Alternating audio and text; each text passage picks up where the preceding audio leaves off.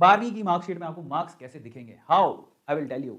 सबसे पहले तो देखो आपको क्या होगा, वो क्या करेंगे, सबसे पहले तो देखो जरा समझो, आपके ना 10th के जो मार्क्स हैं, 10th के जो भी मार्क्स हैं, जो टॉप 3 मार्क्स हैं, देखो आपके 10th की मार्कशीट आप निकाल लेना, ठीक है, और आपको उसमें टॉप 3 मार्क्स, जैसे मान लो लैंग्वेज 1 में आपके 70 मार्क आए हैं, लैंग्वेज 2 में 65 आए हैं, साइंस में 80 आए हैं, मैथ्स में 60 आए हैं, सोशल स्टडी में 65 आए हैं। तो इनके जो टॉप मार्क्स कौन से हैं जरा देखो, एक तो 80 टॉप 3, एक तो 80 है, 70 है और 65 है, सबको जोड़ेंगे तो 70 प्लस 80 प्लस 65 जोड़ लिया 215, और एवरेज निकालनी है 3 से डिवाइड करोगे तो कितना आ रहा है 21.5।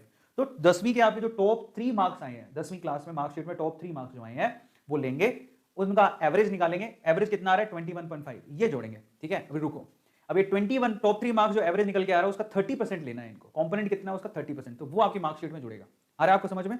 तो सिंपल है, अपनी मार्कशीट ले लो, टॉप 3 जिसमें आपके मार्क्स आए हैं उनकी एवरेज निकाल लो, उसका 30% मार्क्स आपके जुड़ेंगे, ठीक है। तो जरा आप चेक कर लो, मतलब इसका ये जो है ना 30% ऑफ 3 हाईएस्ट, समझ में आ गया? ये कंपोनेंट एवरेज निकाला आपने, यही आपके on an average marks 10th class के आपकी मार्कशीट में जुड़ के आएंगे। तरीका बता रहा हूं आपको। तो क्या किया जरा देखो, इन्होंने सिंपल एक काम किया, आपके जो ऑन एन एवरेज निकल के आ रहा था 21.5, ये आपका जुड़ गया, क्लास 10th का आपका जुड़ गया 21.5 21.5 21.5 जुड़ गया। अब फिर आप क्लास 11th पर जाओगे, क्लास 11th की आपके मार्कशीट में भी मार्क्स जुड़ के आएंगे। कैसे? मतलब ये अभी तो 80 की कैलकुलेशन हो रही है, 100 मार्क के आपके 12th में पेपर होते हैं, 20 मार्क आपके स्कूल वाले देंगे, 80 मार्क आपको कैसे मिलेंगे? 10वीं क्लास की 3 टॉप एवरेज वो निकाल के जुड़ गई। आप 11th क्लास पर आ जाओ, 11th क्लास के आपके मार्क्स कैसे आए थे? मान लो कि लैंग्वेज 1 में 50 आए, 2 में 75 आए, फिजिक्स में 55, केमिस्ट्री में 65, बायोलॉजी में 75, 11th पास करिए तो आपको मार्कशीट तो मिली होगी। इसका 30% कैलकुलेट करो आप डायरेक्टली, तो 50 का 30% कितना होता है, 75 का 30% कितना होता है, 55 का 30% कितना होता है, 65 का 30% कितना होता है, 75 का 30% कितना होता है, कर लिया कैलकुलेट।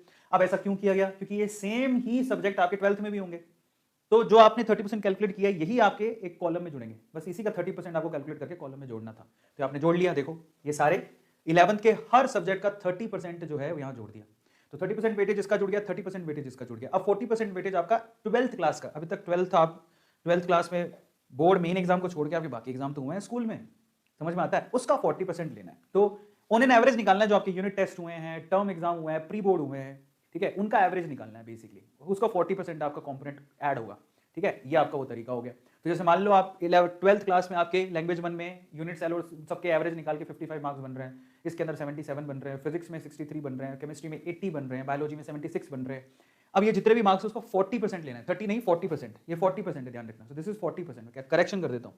तो 12th में जितने भी आपका हुआ है उसका 40% कैलकुलेट करना आपको, ठीक है। तो 55 का 40% कितना होता है, 77 का 40% कितना होता है, सबका 40% ये निकाल लिया, ये जुड़ेगा आपका। तो जुड़ गया, जरा देखो, तो आप जब मार्कशीट में देखोगे तो आपके ये 10th का 30% का वो जो 3 सब्जेक्ट का एवरेज था, 11th का 30% सारे सब्जेक्ट्स का, 12th के जितने भी अभी तक टेस्ट हैं उसका 30% हो गया।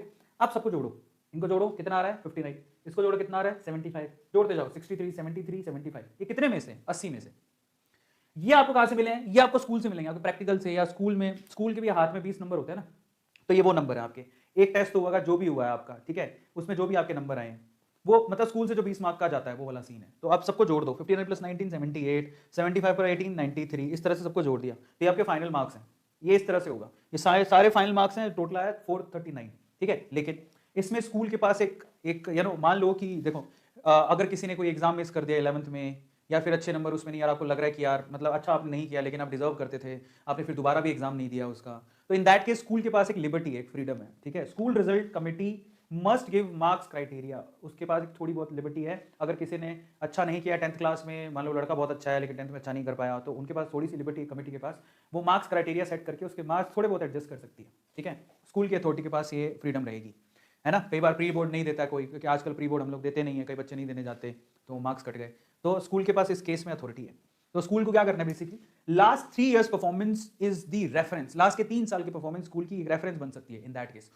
ओवरऑल परफॉर्मेंस स्कूल का चेक करना है, मान लो कि स्कूल का ओवरऑल परफॉर्मेंस कितना है, 2017-18 में 80% का परफॉर्मेंस रहा है, 18-19 में 85 का रहा है, और 19-20 में 90 का रहा है, तो इसमें बेस्ट कौन सा है, ये वाला। इसको क्राइटेरिया बनाते हुए वो मॉडिफाई भी कर सकता है, 5% की ऊपर नीचे मॉडिफिकेशन हो सकती है, वो स्कूल के हाथ में, समझ में आ गया। तो 5% की मॉडिफिकेशन स्कूल के हाथ में रहेगी, तो आपको चिंता नहीं करना कि कल को मैंने मान लो मैंने तो दिया ही नहीं, मैं क्या करूं। तो इन दैट केस आपकी स्कूल अथॉरिटी से आप बात करना, वैसे उनको पता होता है आपके अच्छे ही मार्क्स आएंगे, तो उनके पास ये मार्क्स होंगे, ठीक है। तो जो क्राइटेरिया 30% और 40% का क्राइटेरिया ना, उसमें 5% प्लस माइनस करने का एक अथॉरिटी दिया गया है स्कूल को। वो आपकी परफॉर्मेंस के आधार पर है कि आप मान लो कि आप कहीं पे आप बहुत अच्छे थे बट उस टाइम अच्छा नहीं कर पाए, दिन मान अच्छे नहीं होते, दैट के स्कूल आपको मदद कर सकता है। ठीक है, वो आपको एक बार अपने टीचर से बात करके रखना कि मार्क्स बढ़ाने से पहले एटलीस्ट थोड़ा कम्युनिकेशन हो जाए, तो आप उनको रिक्वेस्ट कर सको थोड़ा सा देख लो। इन दैट केस आपको थोड़ी हेल्प हो सकती है, इन दैट केस, है ना। सो रिजल्ट कब आएगा? रिजल्ट ओवरऑल 31 जुलाई को आपका रिजल्ट आ जाएगा 2021 को, 31 जुलाई 2021 को रिजल्ट आ जाएगा। के वेणुगोपाल जो है बेसिकली, जो कि अटॉर्नी जनरल है सुप्रीम कोर्ट ऑफ इंडिया, उन्होंने बताया कि भैया इस तारीख को, मतलब 31 जुलाई को आपका रिजल्ट आएगा।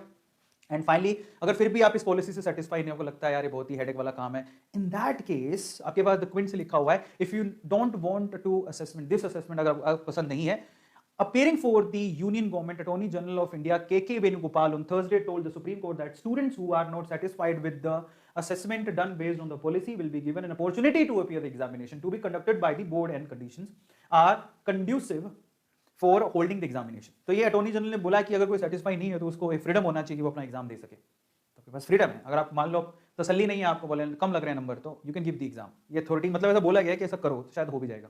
ठीक है, ऐसा हो सकता है।